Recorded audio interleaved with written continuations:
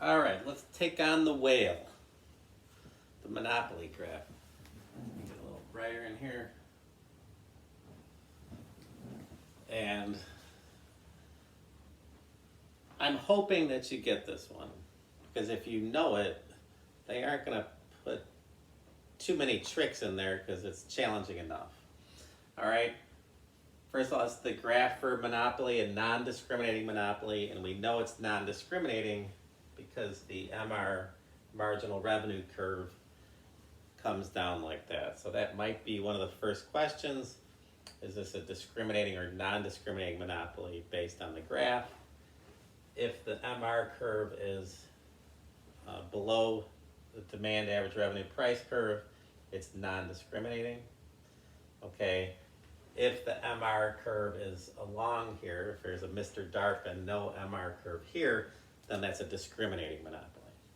All right, so be able to identify that, and as always, where MR equals MC is the quantity of max profit, which should come up early moving horizontally in the graph, and I have it as 1,000. Now, avoid the temptation. Here is where MR equals MC. That's not the price. Price is always on the demand curve, okay? All right, price is always on the demand curve. This is the marginal revenue curve. That determines my quantity of max profit. That's my quantity of max profit of 1,000, but this is not the price. So they're gonna have a number here to try to fool you because 20% of the kids put that as the price. The price is up here, that's 80. That's the price, anyway, at max profit, that's the price. Okay, and that's where the firm's gonna choose to produce because that's their incentive.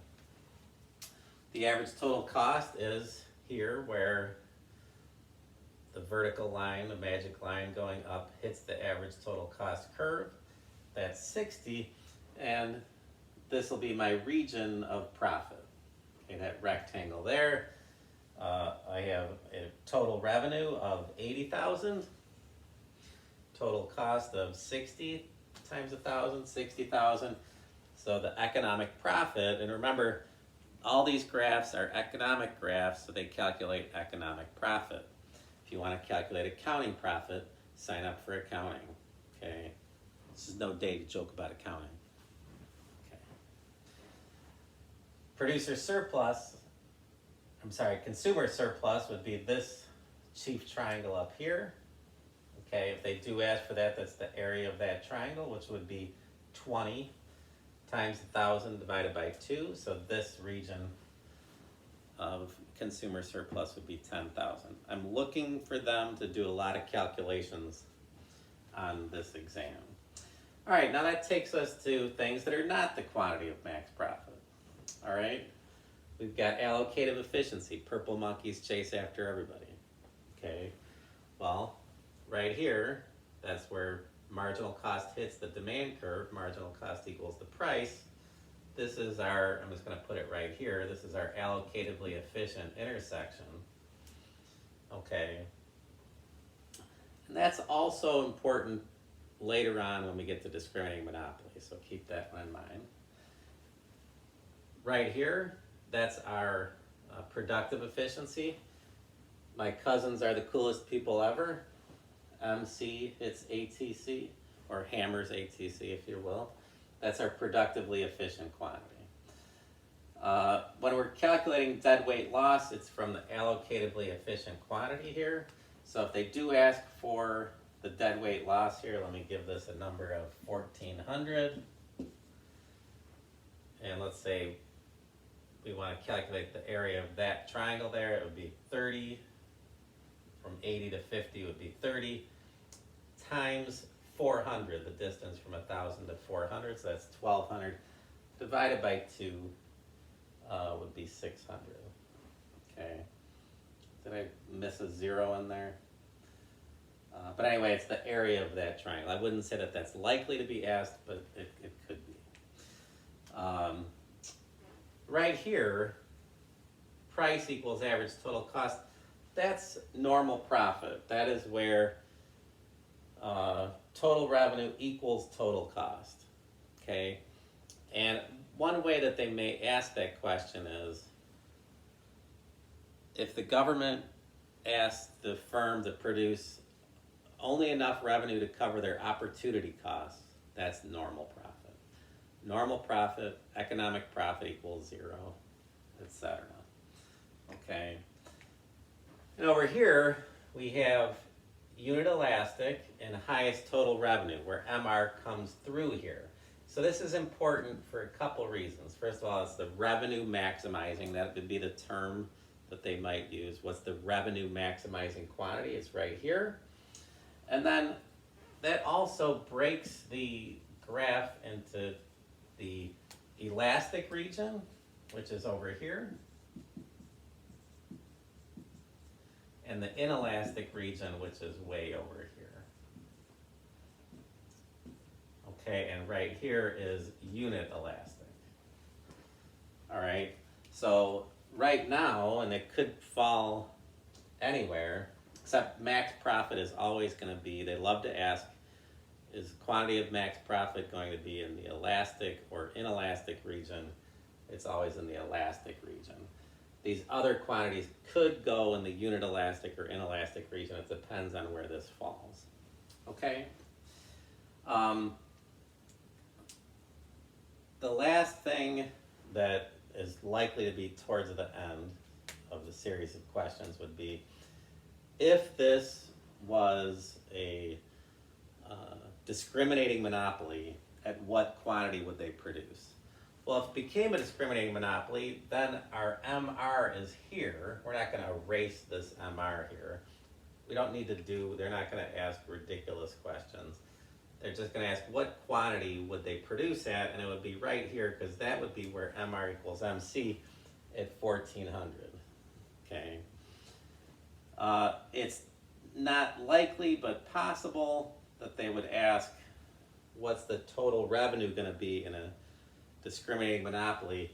Well, that's this trapezoid here, okay, because the discriminating monopoly, everybody pays what they're willing and able to pay, which leads me to the last point is consumer surplus in a discriminating monopoly. There is no consumer surplus in a discriminating monopoly. The firm wins with a discriminating monopoly. Universities are a discriminating monopoly. People pay what they're willing and able to pay. There is no difference between what people are willing and able to pay and what they have to pay. So there's no consumer surplus in a discriminating monopoly. And there's an abundance of producer surplus. They will not ask you to calculate producer surplus. The primary point is that the consumer surplus disappears with the discriminating monopoly. Okay? Remember, discriminating monopoly, this person pays this much, this person pays this much, this person pays this much, etc. With a non-discriminating monopoly, everybody pays that $80. Okay? That's a quick walkthrough. I would say probably maybe a 1 in 4 chance that this baby's going to represent itself on there. They might ask you like the region of profit or economic profit, okay? And it's just that rectangle there for a non-discriminating monopoly. Deadweight loss is this triangle right in here, okay? Oh, let's say they chose a revenue maximizing quantity. Would they earn economic profit? Well, let's take a look. Here is our price at revenue maximizing, and here is our average total cost. They would actually incur a loss if they did revenue maximizing. Remember, revenue is just the money coming in. So it's good they're making a lot of revenue, okay? But it's bad because their costs have gone up so much that it's offsetting the revenue. Okay, so it's very unlikely that they would choose to do that. The last thing is, for a monopoly, their primary competition is government intervention, the government intervening. So you might see something about an antitrust law or something along those lines. Okay, So non-discriminating monopoly, 1 in 3, 1 in 4 chance that's going to be on there. Know your intersections. The graph will be provided for you. Long shot, but possible that they might have this written as the short run average total cost. And I know this is going to get really busy here, but they might draw something in like this, a long run average total cost. And all that has to do with, if you see long run average total cost, it has to do with economies of scale. This is clearly early in the long run average total cost curve. It would be during economies of scale, not diseconomies of scale. Okay?